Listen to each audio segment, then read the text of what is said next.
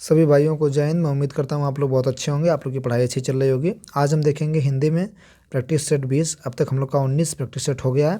तो बिना देर किए हुए क्वेश्चन नंबर हम देखते हैं 20 का। प्रैक्टिस सेट नंबर 20 का पहला, हिंदी साहित्य के इतिहास में काल विभाजन का सर्वप्रथम प्रयास इनमें से किसने किया था? Option A Ramchandra Shukla, option B doctor Grierson, option C Mishra Bandhu, option D Garcin de Tassy. तो इसका बी सही हो जाएगा। हिंदी साहित्य के इतिहास में काल विभाजन का सर्वप्रथम प्रयास डॉक्टर ग्रियर्सन ने किया था। ठीक, इनमें से कौन सी कृति कवि सूरदास की नहीं है?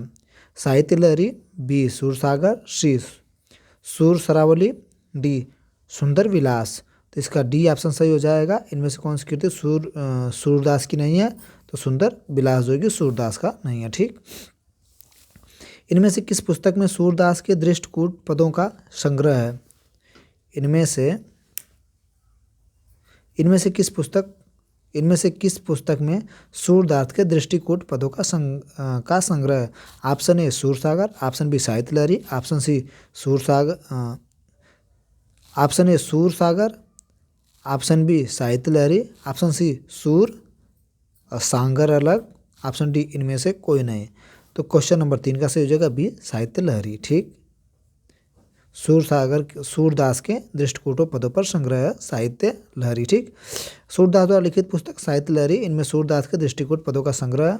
सूर सारावली, साहित्य लहरी आदि इनकी प्रमुख रचनाएं हैं। यही ऑप्शन सूर सागर, साहित्य लहरी, ऑप्शन बी सूर संसार, ऑप्शन डी इनमें से कोई नहीं। तो इसका ऑप्शन बी सही हो जाएगा साहित्य लहरी। ठीक, रश्मि रथी के रचयिता कौन है? Option A Ramdhari Singh Dinkar, option B Shyam Sundar Das, option C Shiv Singh, option D Pandit Jagannath.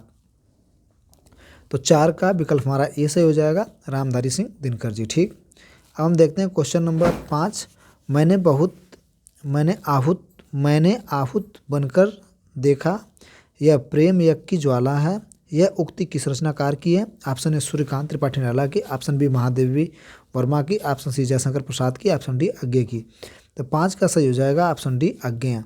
मैंने आहूत बनकर देखा, यह प्रेम यज्ञ की ज्वाला है। इस युक्ति में रचनाकार अज्ञे हैं। इनकी प्रमुख रचनाएं इस प्रकार है: आंगन के पार द्वार, शेखर, एक जीवनी, त्रिशंकु आदि अज्ञे की रचना। ठीक, 6 देखते हैं हम, आंचलिक उपन्यास की संज्ञा इनमें से किसे दी गई है?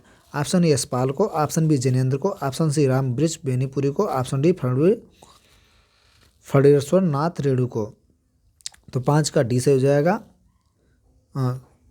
6 का जो है कि क्या है, आंचलिक उपन्यास की संज्ञा इनमें से किसे दी गई है? ऑप्शन ए यशपाल को, ऑप्शन बी जिनेंद्र को, ऑप्शन सी रामनाथ बेनीपुरी को, ऑप्शन डी फणीश्वर नाथ रेणु को। तो ऑप्शन 6 का भी डी सही हो जाएगा, फणीश्वर नाथ रेणु को। ठीक, अब 7वां देखते हैं, साहित्य अकादमी पुरस्कार प्राप्त निराला की साहित्य साधना किसी कृति? ऑप्शन ए रामविलास शर्मा की, ऑप्शन बी हजारी प्रसाद द्विवेदी की, ऑप्शन सी नामवर सिंह की, ऑप्शन डी भवानी प्रसाद मिश्र की। तो 7 का ऑप्शन ए सही हो जाएगा, रामविलास शर्मा। 1970 में साहित्य अकादमी पुरस्कार प्राप्त निराला की साहित्य साधना रामविलास शर्मा की कृति है। ठीक, यह सूर्यकांत त्रिपाठी की निराला की जीवनी थी। अब देखते हैं क्वेश्चन नंबर 8, किस कृति के लिए अमरकांत को साहित्य अकादमी पुरस्कार प्राप्त हुआ? दीवार आंगन, इन्हीं हथियारों से, ऑप्शन सी सूखा पत्ता, ऑप्शन डी ग्राम सेविका।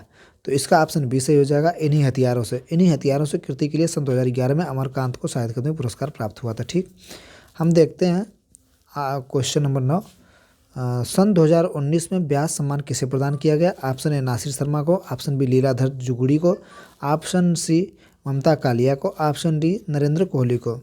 तो 2019 में व्यास सम्मान किसे प्रदान किया गया था? 2019 में नासिरा शर्मा को।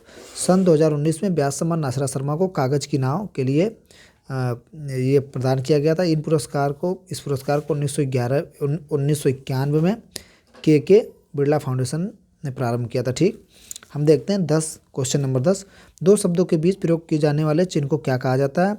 उद्धरण चिन्ह, विवरण चिन्ह, निर्देशक चिन्ह, योजक चिन्ह। तो 10 का डी सही हो जाएगा, योजक चिन्ह। ठीक, दो शब्दों के बीच प्रयोग किए जाने वाले चिन्ह को योजक चिन्ह कहा जाता है। दो शब्द उनके बीच में प्रयोग किया जाएगा ऐसे योजक, जैसे एक इधर शब्द एक इधर, बीच में योजक चिन्ह, ठीक, योजक चिन्ह, ठीक, दो शब्दों के बीच में प्रयोग किया जाएगा योजक चिन्ह।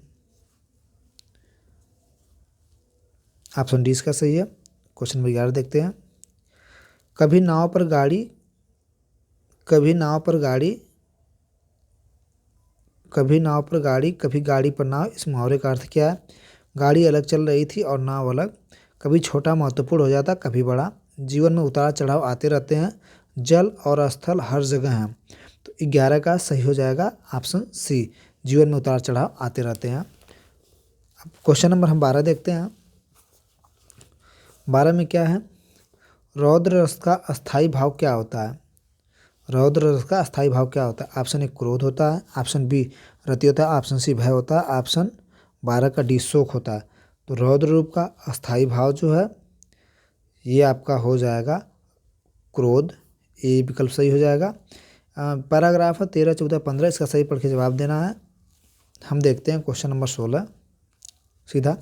छत्तीसगढ़ किस हिंदी की बोली है? छत्तीसगढ़ किस हिंदी की बोली है? ऑप्शन ए पश्चिमी Hindi, option B Pahari, option C Rajasthani, option D पूर्वी। तो 16 का हो जाएगा ये पूर्वी हिंदी। छत्तीसगढ़ किस हिंदी की बोली है? छत्तीसगढ़ पूर्वी हिंदी की बोली है। पूर्वी हिंदी की 3 बोलियां हैं प्रमुख है, अवधी हो गया, बघेली हो गया, छत्तीसगढ़ी हो गया, ठीक। क्वेश्चन नंबर 17 देखते हैं। हिंदी दिवस कब मनाया जाता है? तो हिंदी दिवस, राष्ट्रीय हिंदी दिवस 14 सितंबर को मनाया जाता है। ऑप्शन ए में 10 जनवरी है, ऑप्शन बी में 14 सितंबर है, ऑप्शन सी में 25 जनवरी है, ऑप्शन डी में 15 अगस्त है। तो हिंदी दिवस जो है कि 14 सितंबर को मनाया जाता है, ठीक, ऑप्शन बी सही इसका। काव्य रति के कितने भेद हैं? काव्य रति के कितने भेद हैं?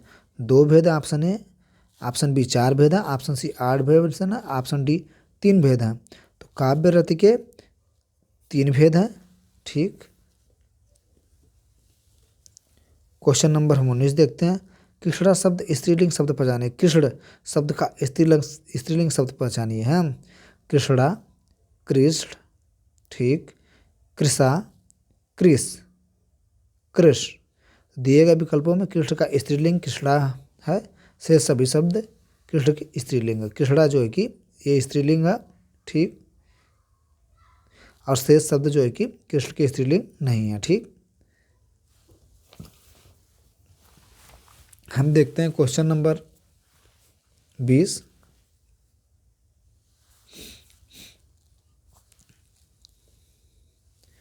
निम्नलिखित में से तद्भव शब्द है, निम्नलिखित में से तद्भव शब्द है। ऑप्शन ए अचरज, ठीक, अचरज, ऑप्शन बी अंधकार, ऑप्शन सी अंगरक्षक, ऑप्शन डी आशा। तो 20 का क्वेश्चन, 20 का विकल्प ए सही होगा, अचरज, ठीक।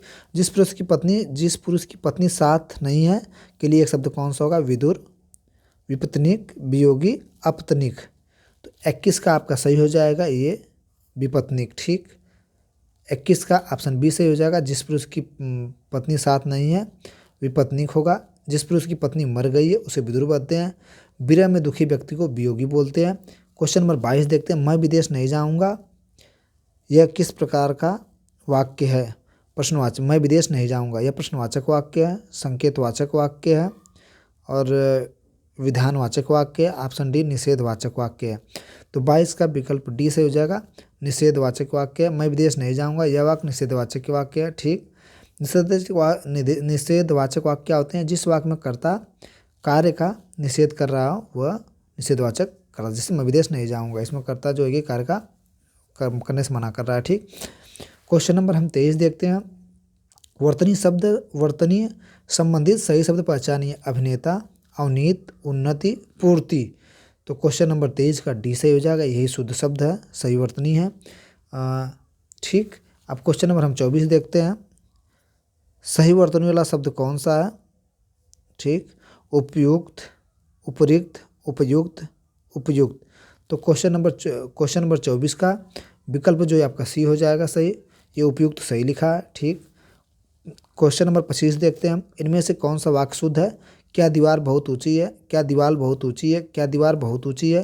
क्या दीवार बहुत ऊंची है? तो क्वेश्चन इसमें से शुद्ध शुद्ध छांटना है।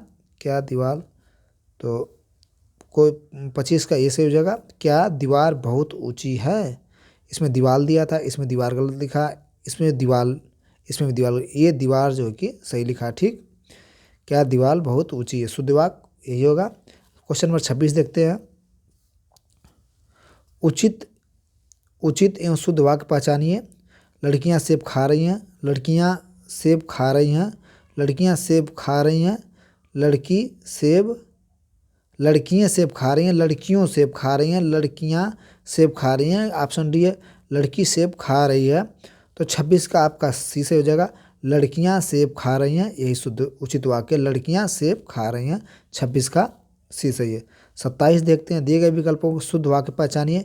मजदूरों को अनेक काम है, मजदूरों को अनेकों काम है, मजदूर, ऑप्शन सी मजदूरों को अनेकों काम है, डी मजदूरों को अनेक काम है। तो 27 का डी सही हो जाएगा, मजदूरों को अनेक काम है। ठीक, क्वेश्चन नंबर 28 देखते हैं। 28, उपयुक्त प्रस्तुत पंक्ति को पूर्ण करने के लिए दिए गए विकल्पों में से सही का चयन कर रिक्त स्थान भरें। एक खाली स्थान है, मोतियाबिंद खाली स्थान से। तो आपका पहला का हो जाएगा जूड़ा, एक जूड़ा मोतियों से जड़ा। दूसरा हो जाएगा एक जूड़ा थाल जड़ा, ऑप्शन सी हो जाएगा एक जाल मोतियों से जड़ा।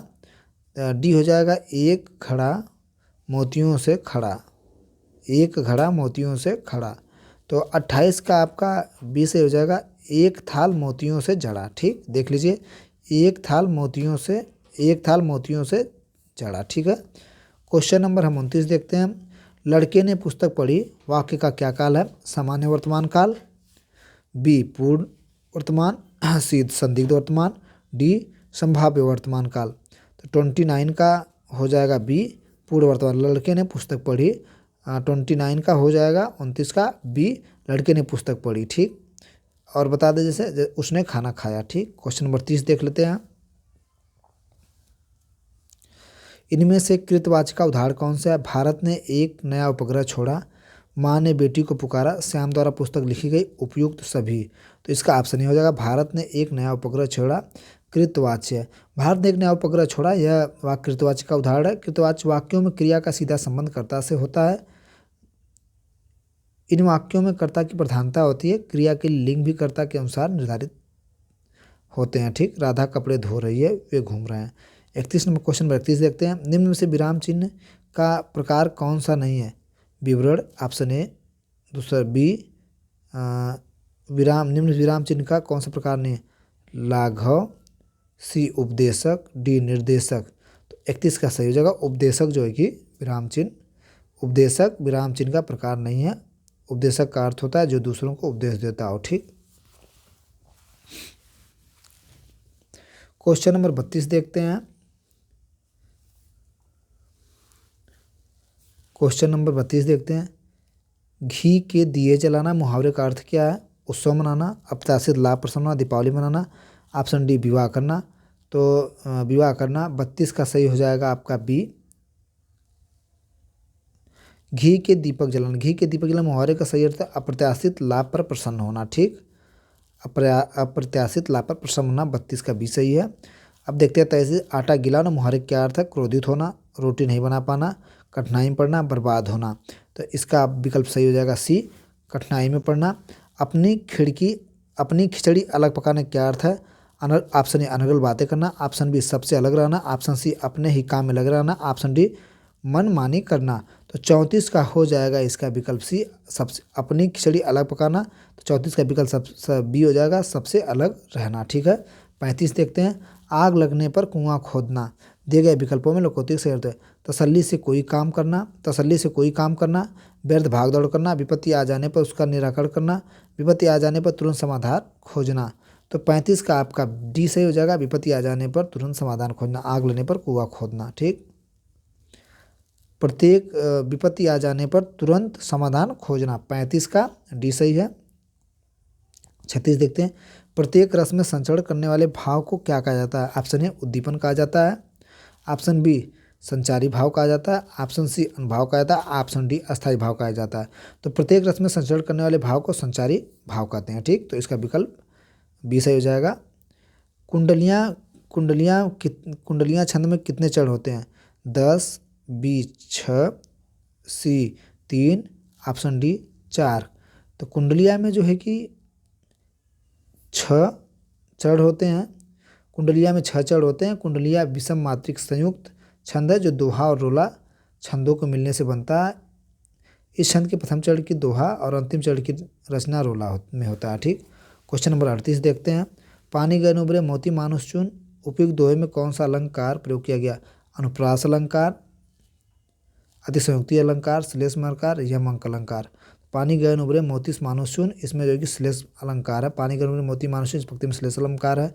यह पानी शब्द के 3 अर्थ होते हैं, मोती के लिए चमक, मनुष्य के लिए मानुष के लिए इज्जत और चूना के लिए जल। ठीक, क्वेश्चन नंबर 29 देखते हैं। निम्नलिखित विकल्पों क्वेश्चन नंबर 39 देखते हैं। निम्नलिखित प्रश्न में 4 विकल्पों में से उस सही विकल्प का चयन करें जो दिए गए पद के उचित अलंकार रूप का सबसे अच्छा विकल्प है। भिखारिन को देखकर पेट भर देता है, भिखारिन को देखकर पट देता बार बार, भिखारिन को देखकर पट देता बार बार में श्लेष अलंकार है। ठीक, देखते हैं। ऑप्शन ए श्लेष अलंकार, ऑप्शन बी अतिसंयुक्ति अलंकार, ऑप्शन सी रूपक अलंकार, ऑप्शन डी उत्प्रेक्षा अलंकार। तो इसका ऑप्शन ए सही हो जाएगा, श्लेष अलंकार है। ठीक है, पट से मतलब इसका अर्थ यहाँ किवाड़ से है। ठीक, भिखारिन को देख पट देता बार बार। निम्नलिखित विकल्पों में से क्वेश्चन 40 देखते हैं। निम्नलिखित विकल्पों में से संदेह अलंकार का उदाहरण कौन सा विकल्प है? ऑप्शन ए मानो घर घर न हो, कोई चिड़िया घर हो, एक रम्य उपवन था, ननंद वन सा सुंदर, सी यह काया है या शेष उसी की छाया, डी रति सम रमणीय मूर्ति राधा की। क्वेश्चन नंबर 40 का सी से हो जाएगा, यह काया है या शेष उसकी छाया है। संदेह अलंकार है, यह काया है उसकी छाया। तो प्रैक्टिस सेट नंबर 20 हमारा समाप्त हुआ हिंदी का। थैंक यू, धन्यवाद। अगर वीडियो अच्छी लगे तो आप लोग लाइक और सब्सक्राइब जरूर करिए।